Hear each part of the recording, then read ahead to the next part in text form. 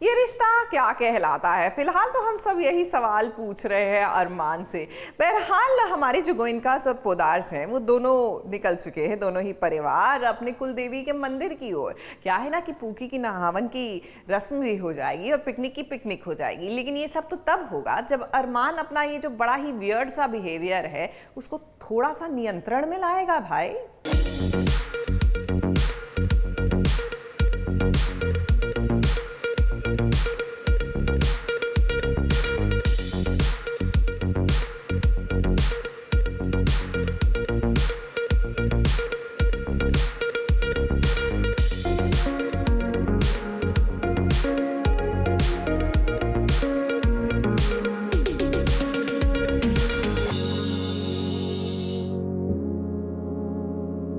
Pookie जी की सवारी आ चुकी है। Everyone ready? कभी कभी किसी को ज्यादा प्यार करना नुकसान भी पहुंचा सकता है। ये बात फिलहाल अभी अरमान समझ नहीं रहा है, लेकिन जल्द ही समझ जाएगा।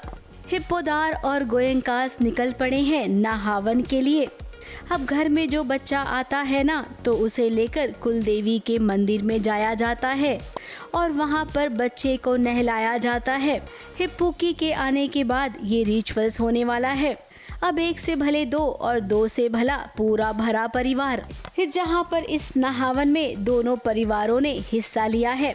अब इनका मानना है कि पूकी का नहावन भी हो जाएगा और पिकनिक की पिकनिक भी। हम लोग कुल देवी के मंदिर जाते हैं, वहाँ पूजा होती है और वहाँ पर एक तरह से नहावन से आप समझ ही गए होंगे कि नहाया जाता है बच्चे को वहाँ के पानी से, और उसके साथ साथ हम लोग एक तरह से पिकनिक भी हो रही है। ये पूकी की पहली ट्रिप है, इसलिए मैंने सोचा क्यों ना इसे फैमिली ट्रिप बना दिए। और फैमिली ट्रिप का असली मजा तो तभी आता है जब सब लोग एक साथ खाते पीते जाए, है ना पूकी? अब अरमान एक तरफ खुश है कि परिवार एक साथ है, लेकिन वहीं दूसरी ओर उसने अपनी खुद की माँ को कुछ इस तरीके से बातें सुना दी कि विद्या को अच्छा नहीं लगा। तो आपको बैग से निकालने की क्या जरूरत थी? आप रूम में से ले लेती ना। मैंने इसकी सारी चीजें गिन कर रखी थी ट्रिप के लिए। अगर आपने और भी पूछेगा तो प्लीज पहले ही बता दीजिए। ऑब्सेशन को ने उसको पोजेस कर रखा है एक्चुअली। उसके चलते वो मुझे बोलता है, जब मैं उसे बोलती हूँ कि ये बोलता है पूकी का सामान सारा पापा ने रेडी कर दिया है बैग में, तो मैं ऐसे ही मजाक के तौर पे बोलती हूँ हाँ, और एक चोरी भी हो गया डायपर, पापा को तो पता भी नहीं चला पूकी।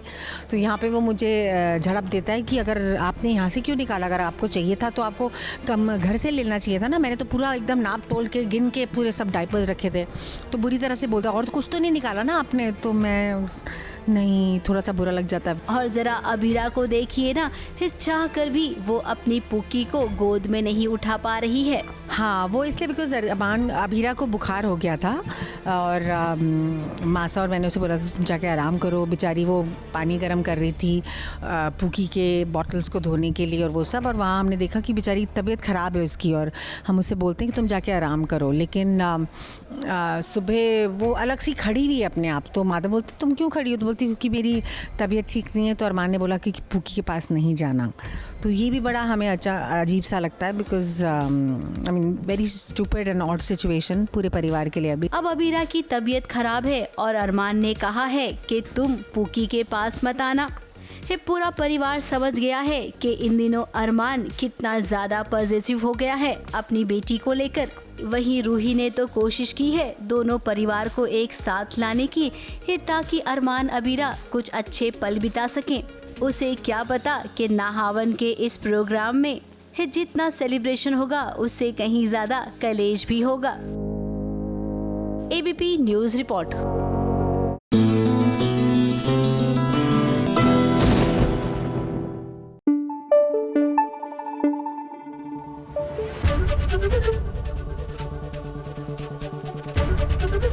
एबीपी न्यूज आपको रखे आगे।